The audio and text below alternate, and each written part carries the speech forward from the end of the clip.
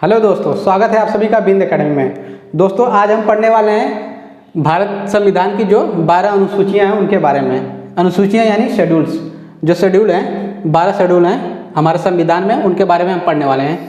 तो आइए देख लेते हैं 12 अनुसूचियों के बारे में।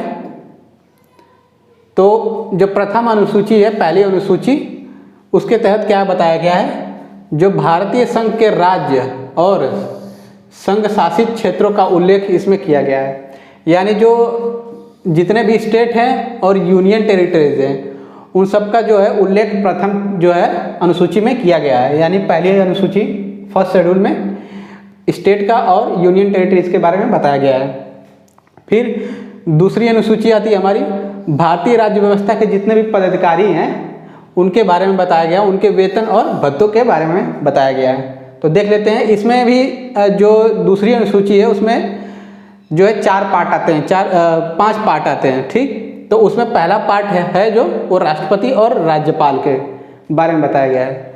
यानी राष्ट्रपति और राज्यपाल के वेतन और भत्ते के बारे में बताया गया पार्ट ए में। और पार्ट बी में बताया गया जो छोड़े हुए हैं, जैसे जो हमारे पूर्व राष्ट्रपति हो गए, पूर्व राज्यपाल हो गए, उनके वेतन और भत्तों के बारे में बताया गया है।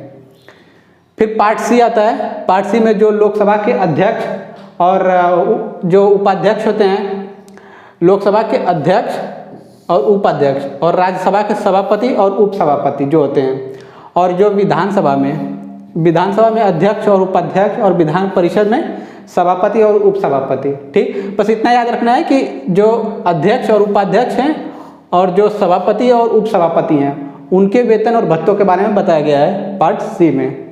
फिर पार्ट डी देख लेते हैं।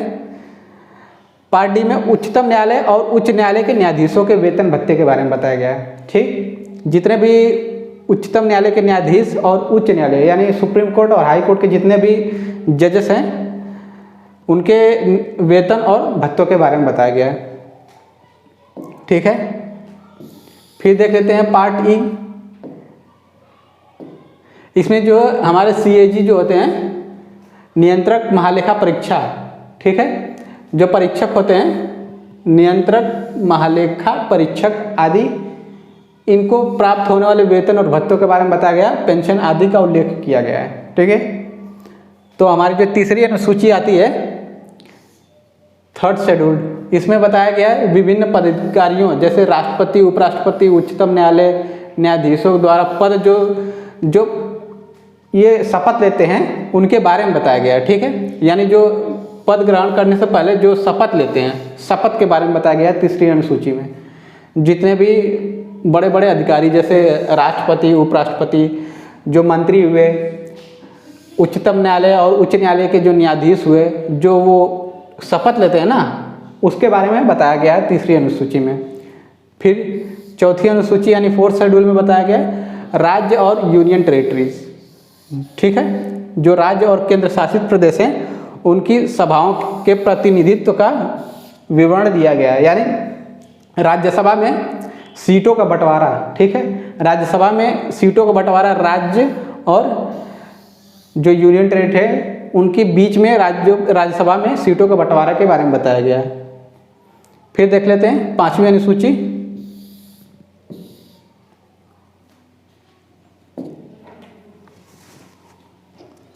जो हमारी पांचवी अनुसूची बताई गई, विभिन्न अनुसूचित, ठीक है, विभिन्न अनुसूचित क्षेत्रों और अनुसूचित जनजाति के प्रशासन और नियंत्रण के बारे में बताया गया है, ठीक है।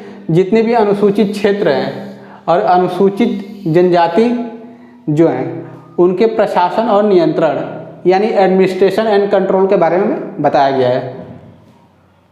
फिर जो छठी अनुसूची है इसमें बताया गया है कि असम, मेघालय, त्रिपुरा और मिजोरम, ठीक है, जो नॉर्थ ईस्ट हमारा होता है, असम, मेघालय, त्रिपुरा और मिजोरम राज्य के जनजाति क्षेत्रों के प्रशासन के बारे में बताया गया है, ठीक है। इसमें सिर्फ असम, मेघालय, त्रिपुरा और मिजोरम जो राज्य हैं, ये 4 राज्य हैं, इनके जो जनजाति क्षेत्र हैं इसके प्रशासन के बारे में बताया गया है छठी अनुसूची में। फिर हमारे सातवीं अनुसूची आती है।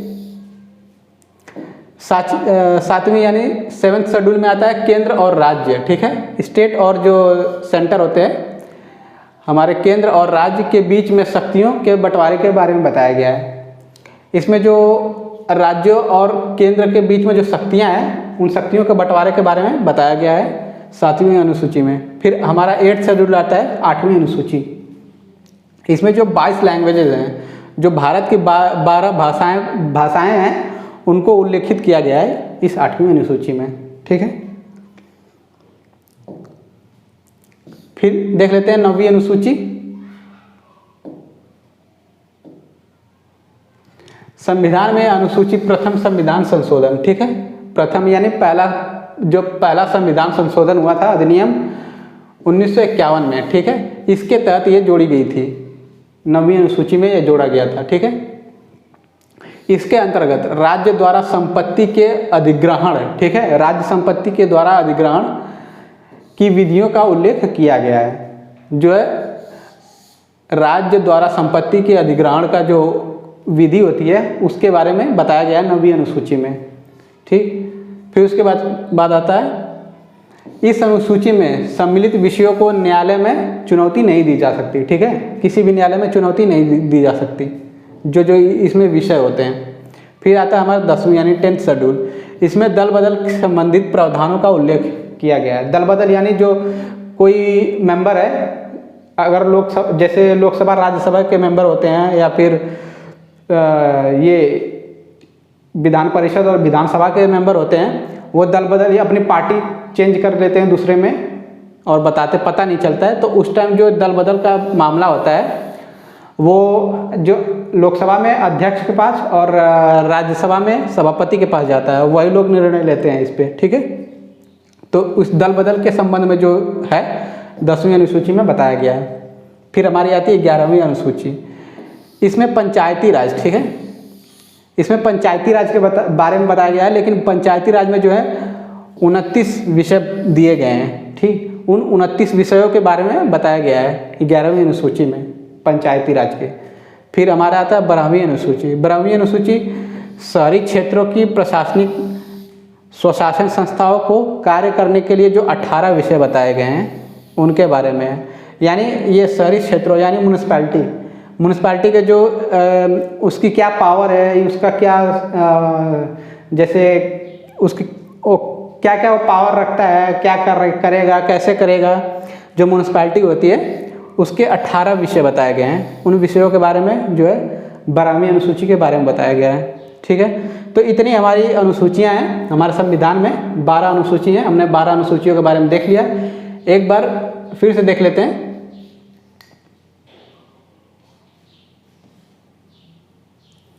ये है, अगर स्क्रीनशॉट लेना हो तो आप ले सकते हैं। एक बार फिर से देख लेते हैं, एक बार रिवाइज कर लेते हैं। पहली अनुसूची है, इसमें भारतीय संघ के राज्यों एवं संघ शासित क्षेत्रों का उल्लेख किया गया है। यानी जो भारत में जितने भी राज्य हैं और केंद्र शासित प्रदेश हैं उन सब के बारे में बताया गया है। ठीक है, फिर दूसरी अनुसूची में बताया गया है पदाधिकारियों के वेतन और भत्तों के बारे में।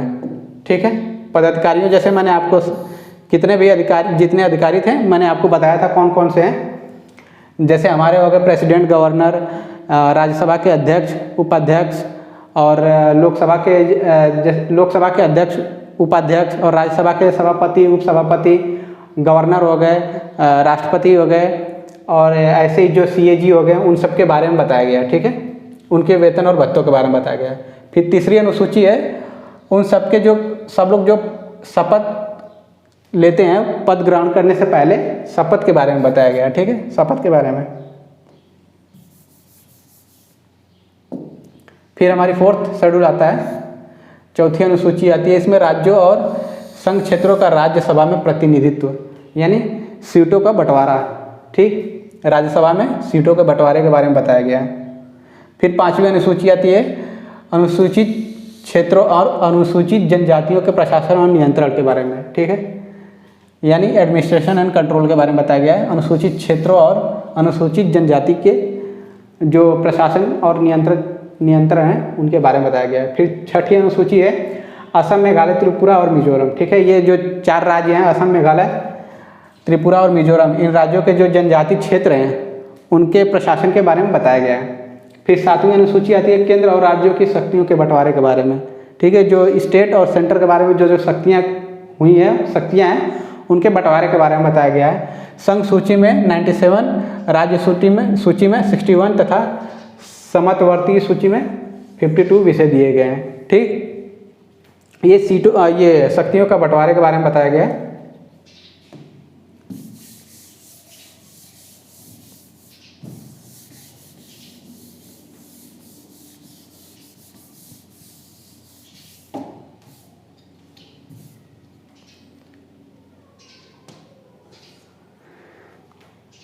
फिर देखते हैं 8वीं अनुसूची। इसमें जो भारत की 22 भाषाएं हैं उनका उल्लेख किया गया है। भारत में जो 22 भाषाएं हैं उनके बारे में बताया गया है। फिर 9वीं अनुसूची, पहला संविधान संशोधन अधिनियम 1951, जो मैंने पहले बताया था उसके तहत जोड़ा गया था ये। और इसमें जो राज्यसभा के सभापति, इसमें जो राज्य द्वारा संपत्ति के अधिग्रहण के बारे में बताया गया है। जो विधियां हैं, जो विधि हैं, राज्य द्वारा जो संपत्ति अधिग्रहण की जो विधि है उसके बारे में बताया गया है। ठीक, फिर 10वीं अनुसूची आती है दल बदल के बारे में। दल बदल के बारे में यह 52 संशोधन 1985 द्वारा जोड़ा गया था। ठीक है, फिर 11वीं अनुसूची आती है, इसमें पंचायती राज बताया था, पंचायती राज के बारे में बताया गया है। और इसके जो विषय हैं 29 विषय हैं। ठीक, इसके बारे में बताया गया है।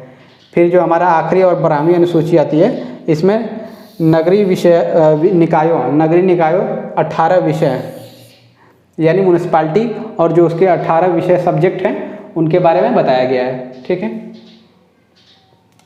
तो एक ये छोटा सा है नोट्स 12 अनुसूचियों का। फिर उसके बाद हमारा यहीं पर ख़त्म होता है ये सेशन। अनुसूचियों के बारे में हमने बहुत देख लिया, पढ़ लिया। और अगर हमारे चैनल से आप अभी तक नहीं जुड़े हैं तो बिंद एकेडमी को अभी सब्सक्राइब कर लिए और हमारे चैनल से जुड़िए, क्योंकि हम आपके लिए और भी अच्छी से अच्छी क्लासेस लाने वाले हैं। और इस वीडियो को लाइक करिए, शेयर करिए और कमेंट करिए। और किसी और दूसरी टॉपिक पे आप चाहते हैं कि उस पर मैं एक वीडियो बनाऊँ, आपको उसके बारे में बताऊँ, तो उस टॉपिक के बारे में हमें बताइए, हमें कमेंट करके बताइए। हम ज़रूर उस टॉपिक पे एक वीडियो बनाएंगे। और प्लीज़ हमारे चैनल से सब्सक्राइब कर लीजिए हमारे चैनल को और हमसे जुड़े रहिए। धन्यवाद।